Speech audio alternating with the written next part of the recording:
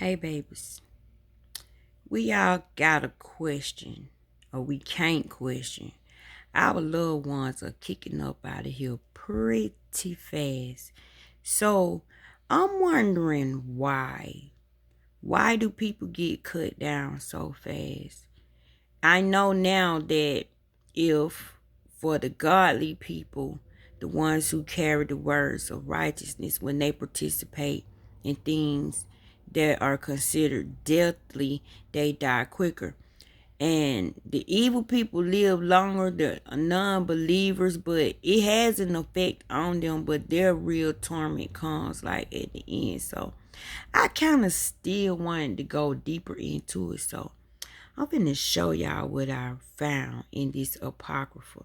It says, but the souls of the righteous are in the hand of God, and no torment will ever touch them.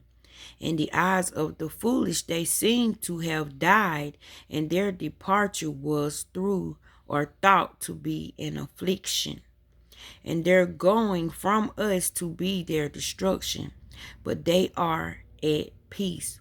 For though in the sight of men they were punished, their hope is full of immortality. Having been disciplined a little, they will receive great good, because God tested them and found them worthy of himself. Now, we be wondering why people be leaving here when it just don't make no sense at all. A person that you think is evil, right? Is they really evil? See, there you gotta be careful not to judge. And because their affliction took them off, you'll be sitting on there saying, "Ooh, boy, some had to take that joker out of here." But he just said, you don't know why that affliction took them out, and you shouldn't rejoice in that honor of that affliction, because you really don't know the accomplishments of that person. You really don't know what that person was doing in their quiet time. You really don't know how that person believed in their hearts, just because they probably didn't project certain attributes, and because they were a certain way. It could have been a reason why they were a certain way. So never rejoice when another person is afflicted, okay? Because you don't understand affliction, lest ye be afflicted thyself. And like I told y'all, these words are alive.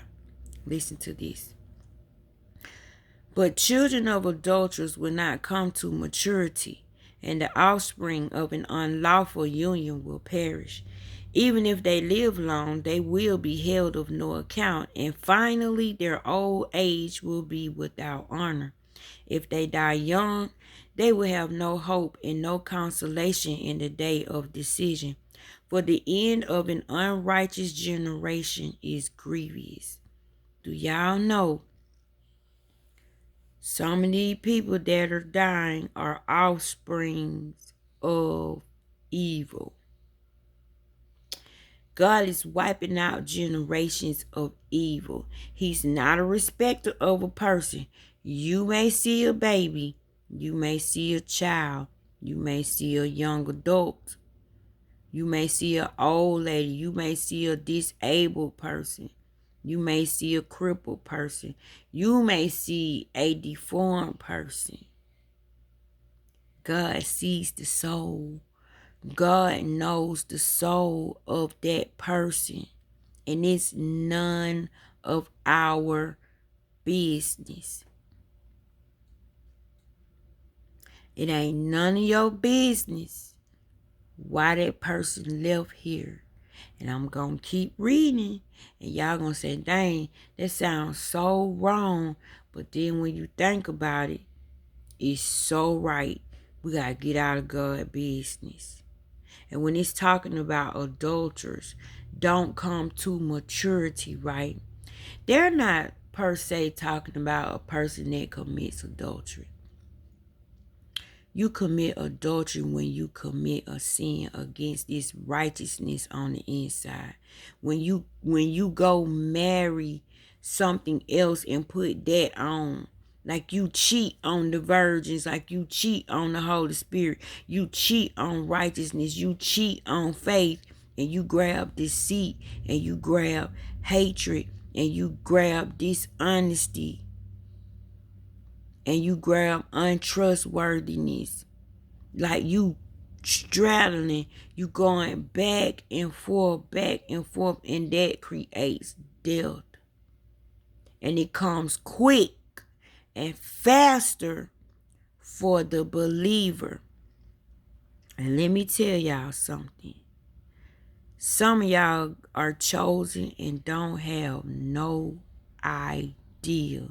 You were born chosen. You don't always have to seek God out. God already know who you are.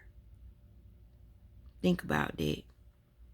It says, but the prolific brawl of the ungodly will be of no use, and none of their illegitimate seedlings will strike a deep root or take a firm hold. Meaning, your little ugliness ain't getting up to hurt nobody. Your little ugly words are not being manifested. They being cut down. They being chopped up. They being stopped. They will not create havoc in this moment, in this time, in this situation, at this event,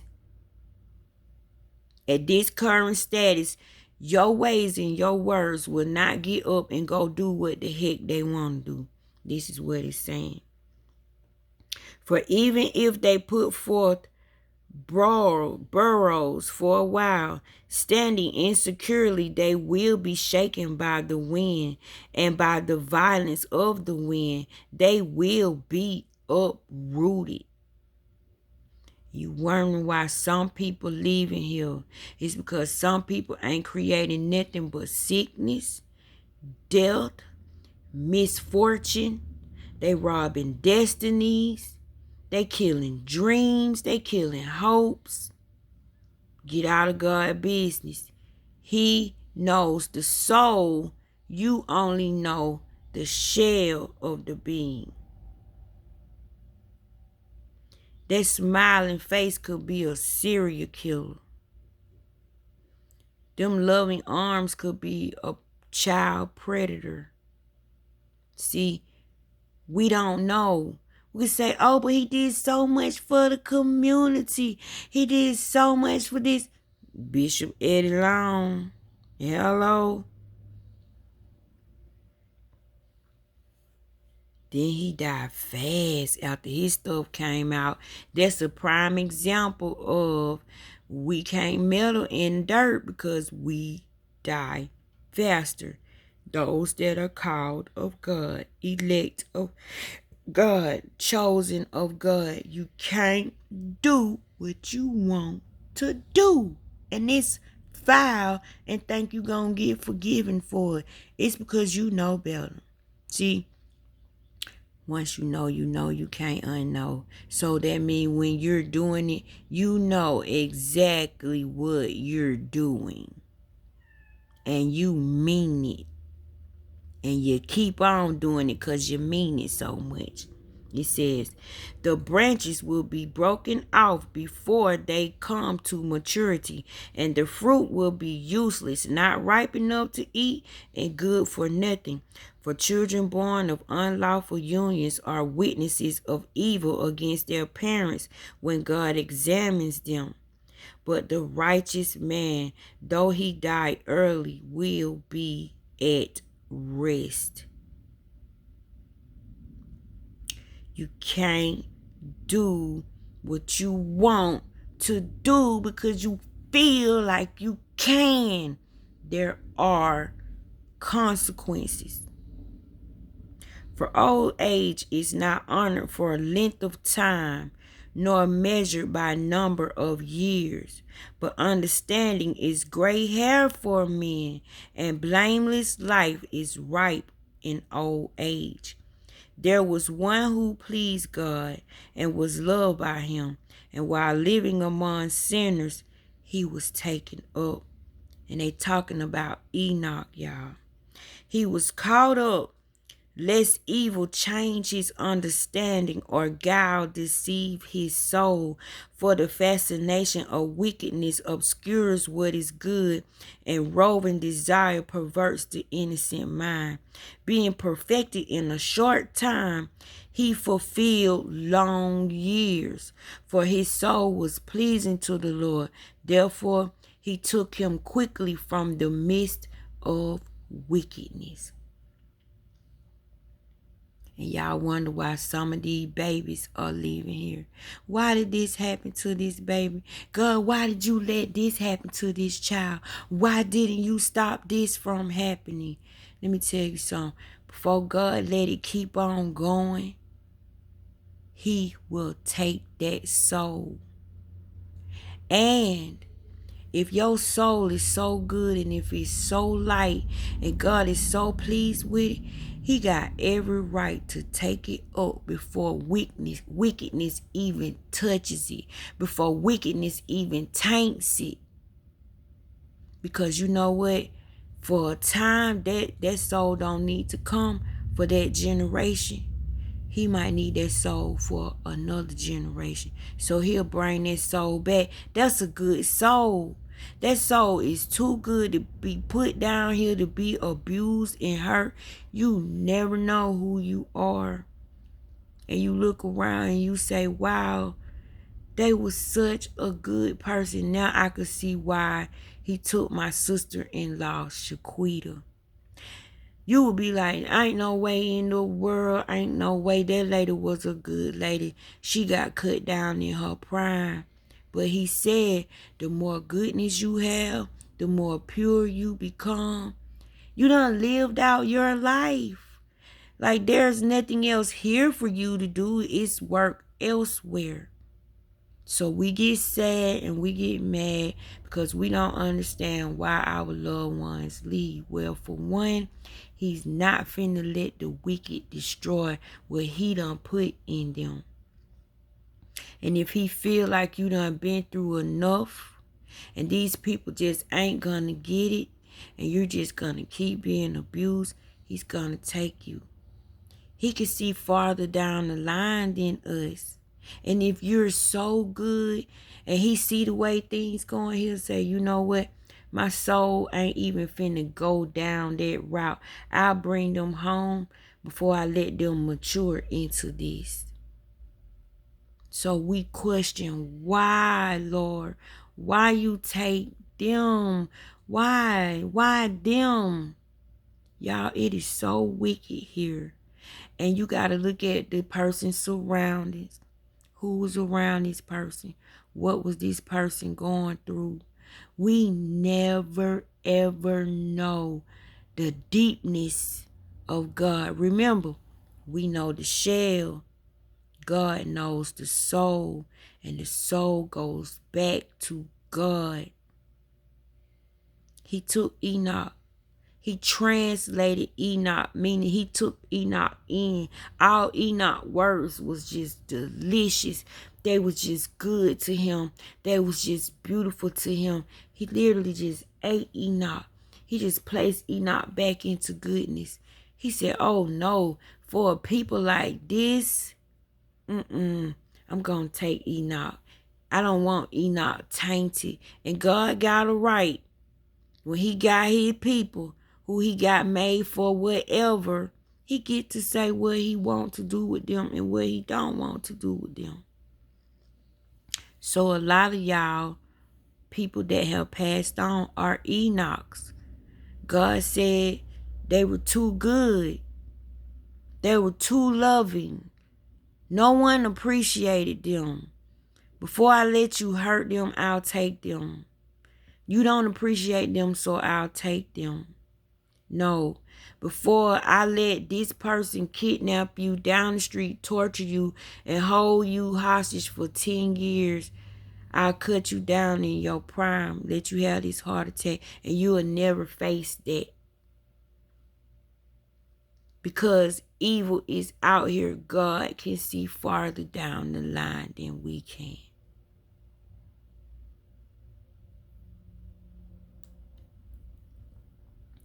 I like when it said, being perfected in a short time, he fulfilled long years. What am I doing, y'all? Am I gaining so much knowledge that I'm gaining long years? Like I'm living out long years? Because y'all know sometimes it take people a long time to get stuff. And sometimes it take people just a second to get stuff. So I get that aspect of it. Do you get that aspect of it? It says, yet the people saw and did not understand nor take such a thing to heart, that God's grace and mercy are with his elect, and he watches over his holy ones. The righteous man who had died will condemn the ungodly who are living, and youth that is quickly perfected will condemn the prolonged old age of the unrighteous man. I'm going to read that again, y'all, because that's deep. Some of y'all loved ones looking over y'all for real. And some of y'all loved ones was so good, he just called them in to be spirit guides, to be watchers, to be angels. The righteous man who had died will condemn the ungodly who are living.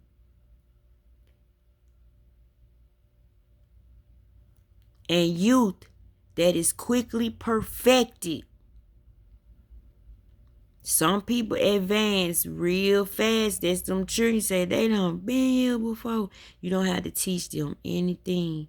It says they will condemn the prolonged old age of the unrighteous man. So them children who came here, oh, they been here before, they gonna live a long time to help them old unrighteous beings. See, God got a purpose and a plan. We just don't understand. It says, for they will see the end of the wise man and will not understand what the Lord purposed for him and for what he kept him safe. You don't know what God kept you safe from. You don't even know why you afflicted. You could be afflicted just to keep you safe. You could be handicapped just to keep you safe. A lot of us got to be saved from ourselves, from our own wicked ways, from our own desires. A lot of people go blind because they done seen too much. They done did too much. You might look at stuff the wrong way.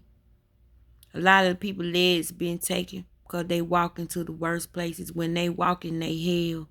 But as long as they sitting down, they good. As long as they can't see, they good. A lot of people go deaf. Why?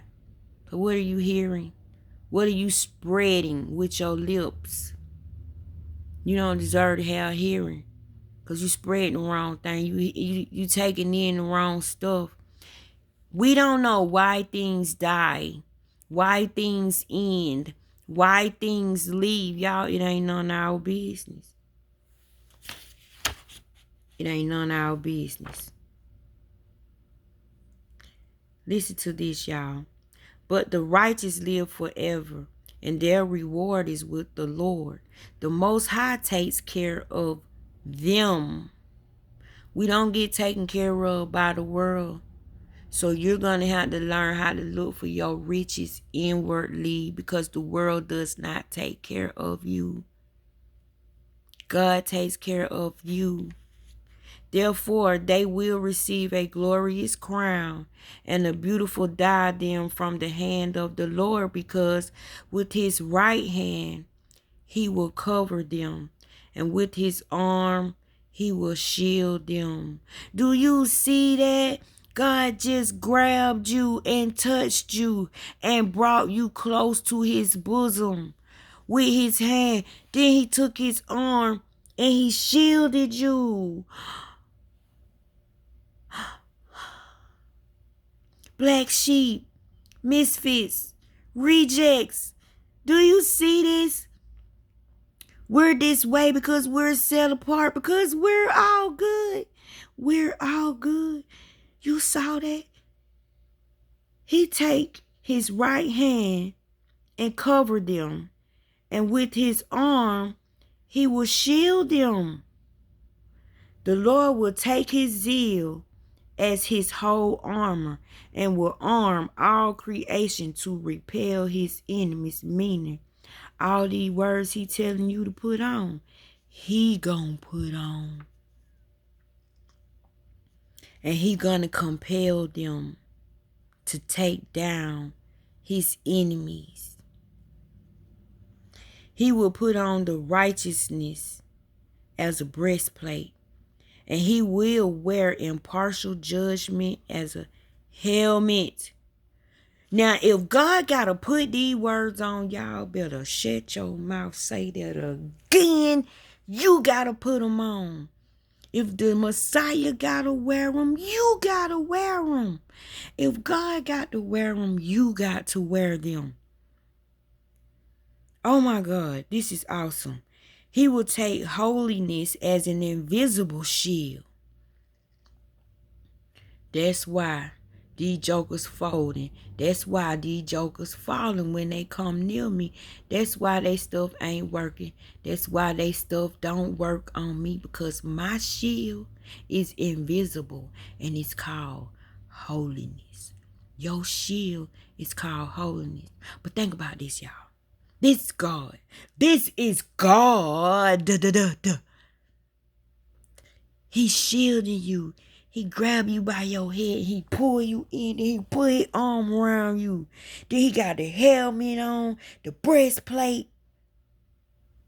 If you don't feel protected because you different, that's your protection. Holiness is your countenance. Person said, what color are you? Holiness. Wow.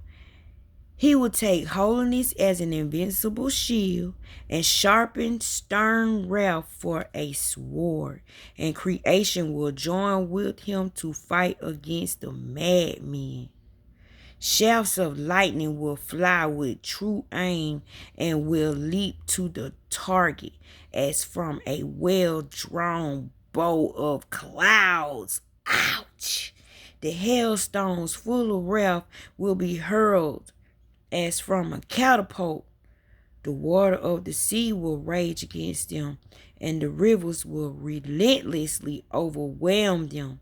A mighty wind will rise against them, and like a tempest it will winnow them away. Lawlessness will lay waste the whole earth, and evil doing will overturn the thrones of the rulers. For the Lord of all will not stand in awe of anyone, nor show differences to greatness, because he himself made small and great, and he takes thought for all alike. But bitter strict inquiry is in store for the mighty. But a strict inquiry is in store for the mighty. To you then, O monarchs, my words are directed that you may learn wisdom and not transgress. For they will be made holy who deserve holy things and holiness, and those who have been taught by them will find a defense. Therefore set your desire on my words, long for them, and you will be instructed. Wisdom is radiant and unfading, and she is easily discerned by those who love her, and is found by those who seek her. To fix one's thought on her is perfect understanding, and he who is vigilant on her account will soon be free from care, because she goes out seeking those worthy of her, and she graciously appears to them in their paths and meets them in every thought. The beginning of wisdom. How you get wisdom? The beginning of wisdom is the most sincere desire for instruction, and concern for instruction is love of her. The beginning of wisdom is the most sincere desire for instruction, and concern for instruction is love of her. Lord, just tell me what to do. Tell me what I'm doing wrong. I give up. Lead me, guide me, show me. I'm not in control, Lord. I'm making no mess of stuff. I don't want to be in control no more. Get my hands off of it.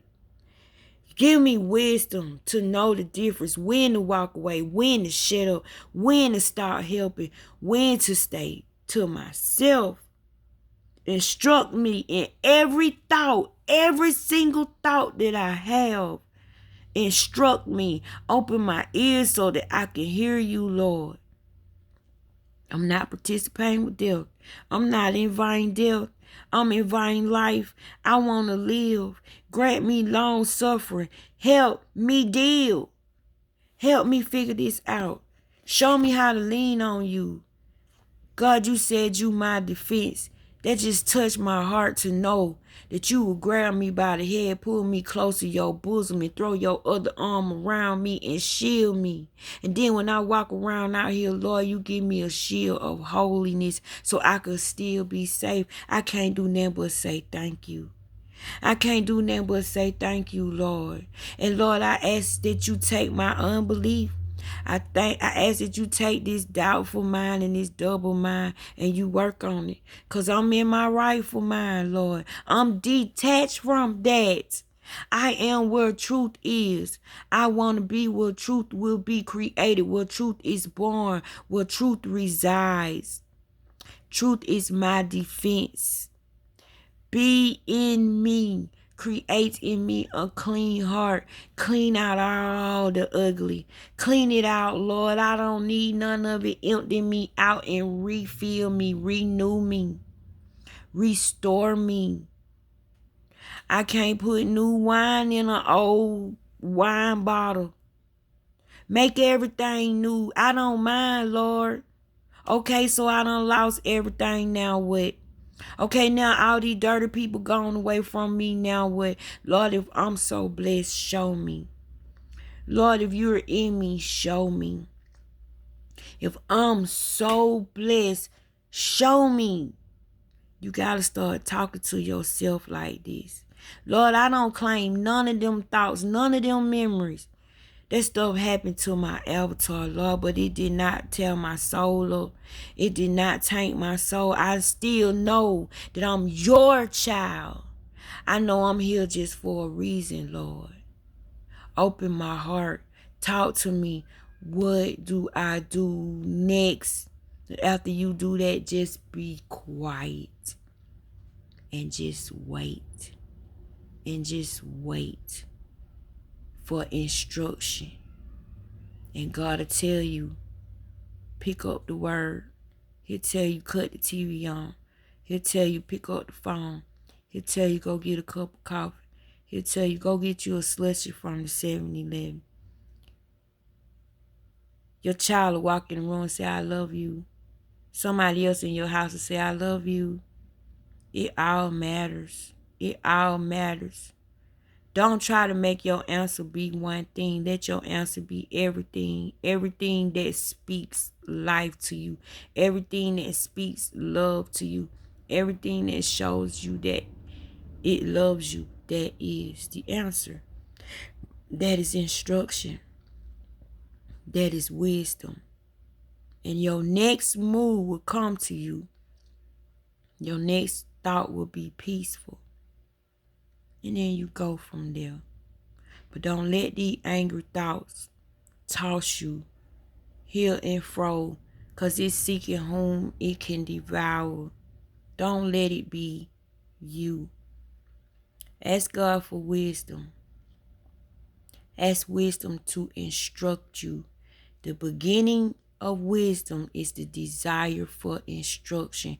God, tell me what to do. Give it up. Let go. Stop trying. And try it His way. And then see if your life gets better. Hell, you've been flesh all your life. Now give your spirit a try.